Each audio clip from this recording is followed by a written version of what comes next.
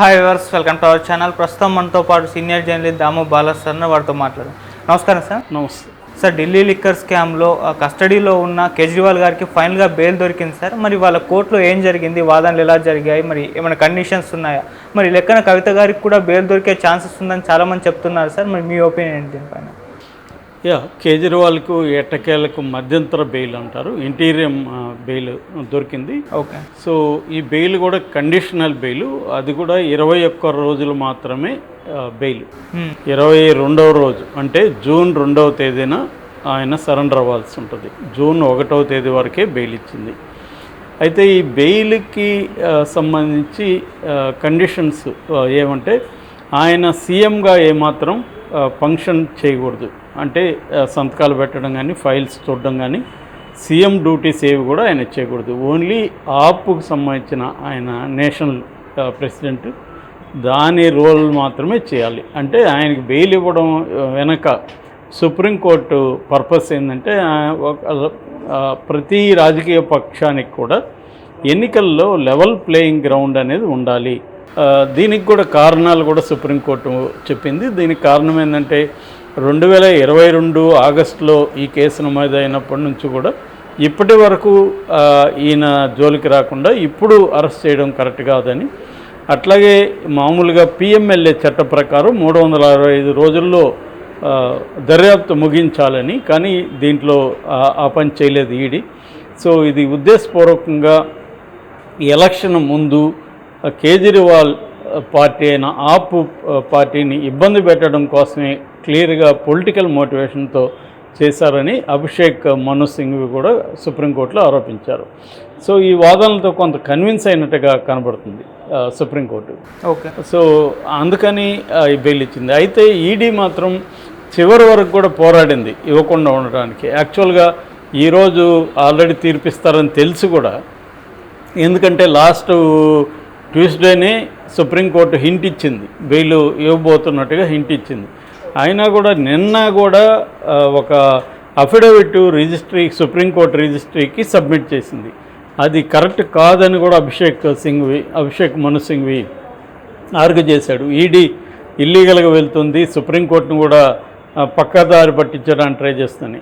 కానీ ఆ అఫిడవిట్లో ఏముందంటే, అసలు ఎన్నికల్లో పార్టిసిపేట్ చేయడం కానీ ఎలక్షన్లలో నిలబడడం కానీ ఇదంతా కూడా ఫండమెంటల్ రైట్ కాదు, కాన్స్టిట్యూషనల్ రైట్ కాదు, చివరికి లీగల్ రైట్ కూడా కాదు. కాబట్టి మీరు బెయిల్ ఇవ్వడం కరెక్ట్ కాదని ఈడీ ఆర్గ్యూ చేసింది. బట్ సుప్రీంకోర్టు అది పట్టించుకోలేదు. ఎందుకంటే ఇప్పుడు ఈ చట్టం ప్రకారమే సుప్రీంకోర్టు వెళ్ళింది. ఈ చట్టంలో ఏంటంటే 2 రకాలు ఉన్నాయి. ఒకటి, అరెస్టును కానీ ఒక ముద్దాయి ఛాలెంజ్ చేస్తే ఈ అరెస్టును మేము ఎందుకు చేసాం, ముద్దాయి నేరం చేశాడని నిరూపించాల్సిన బాధ్యత ఇన్వెస్టిగేటివ్ ఏజెన్సీ మీద ఉంటుంది పిఎంఎల్ఏ చట్టంలో సెక్షన్ 17 ప్రకారం. ఓకే. అయితే బెయిల్కి అప్లై చేస్తే మాత్రం సెక్షన్ 45 ప్రకారం ట్విన్ కండిషన్స్ మీట్ అవ్వాల్సి ఉంటుంది. అదేంటంటే, ఒకటేమో పబ్లిక్ ప్రాసిక్యూటర్, ఆ ఇన్వెస్టిగేటివ్ ఏజెన్సీ తరఫున అపేర్ అయ్యే ప్రాసిక్యూటర్ ఎవరైతే ఉంటారో వాళ్ళు ఎంతసేపు అయినా వాదించవచ్చు, అపోజ్ చేయొచ్చు, వాళ్ళకి ఫుల్ టైం ఇస్తారు. రెండవది ఏంటంటే, ఈ ముద్దాయి నేరం చేయలేదు అని ఆ ముద్దాయే నిరూపించుకోవాలి. అంటే బర్డన్ ఆఫ్ ద ప్రూఫ్ అంటారు దీన్ని. నేను నేరం చేయలేదని ఆ ముద్దాయి కోర్టుకి నిరూపించాలి. సో రెండవది, ఆ ముద్దాయికి బెయిల్ ఇస్తే మళ్ళీ నేరం చేయరు అని కూడా కోర్టు నమ్మాలి. అంటే నిర్దోషం నమ్మాలి, వెళ్ళినాక కూడా నేరం చేయరని కోర్టు నమ్మాలి. ఈ 2 కండిషన్లు ఈ section 45 of PMLA 2002 prevention of money laundering act 2002 చట్టంలో ఇది ఉందన్నమాట. అందుకనే ఈ చట్టం కింద ఎవరికి కూడా అంత ఈజీగా బెయిల్ రావు. ఎందుకంటే ఇప్పుడు నా మీద నేరం మోపి నువ్వు నేరం చేయలేదని నిరూపించంటే ఎలా నిరూపించాలి? నేను నేరం చేయలేదని నేను చెప్పగలను, కానీ నేరం చేశారని నిరూపించాలి. నా మీద నేరం చెప్పిన వాళ్ళు కానీ నేను నేరం చేయలేదని నేను ఎలా నిరూపించుకోవాలి? ఇది మేజర్ ప్రాబ్లం అన్నమాట పిఎంఎల్లో ఉండేది. అందుకని కేజ్రీవాల్ తరపున అడ్వకేట్స్ ఏమంటే తెలివిగా బెయిల్కి అప్లై చేయకుండా వాళ్ళు అరెస్ట్ని ఛాలెంజ్ చేశారు. ఆ క్రమంలో సుప్రీంకోర్టు నిర్ణయం తీసుకుంది. సో సుప్రీంకోర్టు ఇది కూడా కండిషనల్ బెయిలే. కనీసం ఓట్స్ని కౌంట్ చేసే వరకన్నా నాకు బెయిల్ ఇవ్వండి, అంటే 4వ తేదీ కౌంటింగ్ కాబట్టి అంతవరకన్నా బెయిల్ ఇవ్వండి అని ఆయన రిక్వెస్ట్ చేసినా కూడా కేజ్రీవాల్ సుప్రీంకోర్టు కన్సిడర్ చేయలేదు. 1వ తేదీ వరకే కట్ ఆఫ్ పెట్టారు. 2వ తేదీ వచ్చి ఆయన కోర్టుకి సరెండర్ అవ్వాలి. సో ఈ రకంగా చూసుకున్నప్పుడు ఆయనకు ఊరట అంటే ఇది టెంపరీ ఊరటే, 21 రోజులు ఆయన బయట ఉండొచ్చు. సో ఆ మేరకి ఆపు 25వ తేదీ ఎన్నికలు కాబట్టి టైం ఉంది ఆయన ఇటు ఢిల్లీలో క్యాంపెయిన్ చేసుకోవడానికి. సో ఆ మేరకి ఆపు పార్టీకి ఊరట అని చెప్పాలి. అట్లాగే ఈ కేసు గురించి మాట్లాడకూడదని పబ్లిక్ దీంట్లో అవన్నీ కూడా ఆయనకి చెప్పారు. ఇంకెట్లాగా ఇందాక చెప్పినట్టుగా సీఎంగా కూడా ఫంక్షన్ కాకూడదు. కాకపోతే ఆయనకి ఇప్పుడు మేజర్ ఛాలెంజ్ ఎక్కడ వస్తుందంటే ఆయన మళ్ళీ సరెండర్ అయిన తర్వాత మళ్ళీ జైలుకి వెళ్తారు. జైలుకి వెళ్ళిన తర్వాత ఎన్నికల వరకు పర్వాలేదు, సీఎంగా ఆయన ఫంక్షన్ కాకపోయినా ఆటోమేటిక్గా జరిగిపోతుంటాయి. ఎందుకంటే ప్రతి మినిస్ట్రీకి ఒక మినిస్టర్ ఉంటాడు కాబట్టి ఆ మినిస్టర్ ఫైల్ చూస్తారు, నిర్ణయాలు తీసుకుంటారు, సంతకాలు చేస్తారు, పనులు జరుగుతూ ఉంటాయి. సీఎం అవసరం లేదు. కానీ ఎన్నికలు అయిపోయిన తర్వాత క్యాబినెట్ మీటింగ్ ఏర్పాటు చేయాలంటే సీఎం కంపల్సరీ ఉండాలి. సో ఆ టైంలో ఇబ్బంది అవుతుంది. ఆల్రెడీ ఈయన మీద ఇంకొక కేసు కూడా పెట్టడానికి బీజేపీ ప్రభుత్వం ప్లాన్ చేస్తుంది. అది ఆల్రెడీ అక్కడున్న లెఫ్టినెంట్ గవర్నర్ ఎవరైతే ఉన్నారో ఆయన సక్సేనా, ఆయన హోంశాఖ ఒక లెటర్ రాశారు ఈయన మీద కేసు నమోదు చేయమని. అదేంటంటే ఏదో ఒక హిందూ సంఘం, వరల్డ్ హిందూ ఆర్గనైజేషన్ ఒకటి ఏదో ఉంది, ఆ సంఘం ఈయన మీద కంప్లైంట్ ఇచ్చింది. అదేంటంటే ఈయన సిక్కుల దగ్గర సిక్కు తీవ్రవాదని జైలు నుంచి క్షమాభిక్ష పెట్టి బయటకు వదలడం కోసం ఒక 130 కోట్లు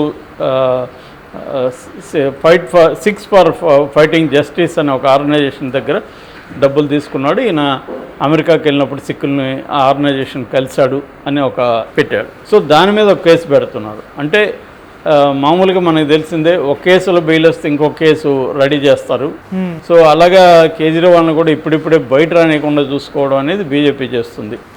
కేజ్రీవాల్ పొలిటికల్ కెరీర్ని అంతం చేసేయాలని మోడీ ట్రై చేస్తున్నట్టుగా మనకు అర్థమవుతుంది. అలాగే రాహుల్ గాంధీ పొలిటికల్ కెరీర్ని కూడా అంతం చేయడానికి ప్లాన్ చేశారు. ఆ మధ్య 2 ఏళ్ళు జైలు శిక్ష వేసి అతన్ని పార్లమెంట్ మెంబర్గా కూడా సస్పెండ్ చేసి చివరికి అప్సెల్ ఇల్లు కూడా లాక్కున్నారు.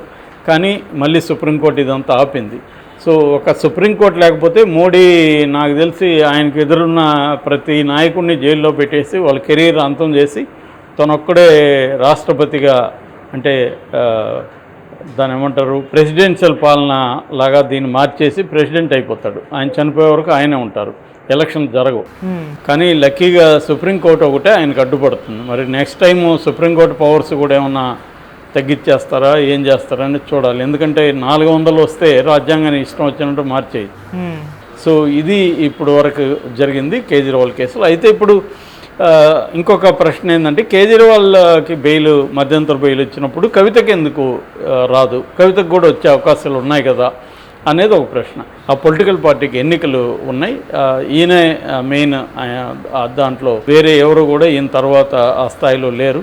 కాబట్టి ఈయన్ని ఎన్నికల వరకు 20 రోజులు బెయిల్ ఇవ్వడం అనేది పెద్ద విషయం కాదు. అది కూడా సుప్రీంకోర్టు ఏం వాదించిందంటే, ఆయన ఎక్కడున్నా అక్కడ ఉన్న పెద్ద మీకేం ఫరక్ లేదు కదా అని కూడా ఈడీని ప్రశ్నించింది.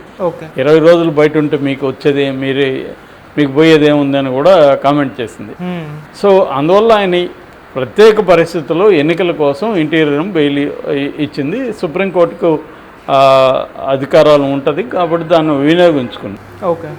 కానీ ఇక్కడ కవిత విషయంకి వచ్చేసరికి, కవిత ఒక పార్టీకి ఏం ప్రెసిడెంట్ కాదు, ఆమె లేకపోతే ఎన్నికలు ఏమి ఆగిపోవు. సో ఆల్రెడీ ఇక్కడ ఎన్నికలు అయిపోతున్నాయి, 13వ తేదీ స్టార్ట్ అవుతుంది ఓటింగ్. కాబట్టి కవితని ఈ గ్రౌండ్స్ అయితే కవితకి బెయిల్ వచ్చే అవకాశం లేదు.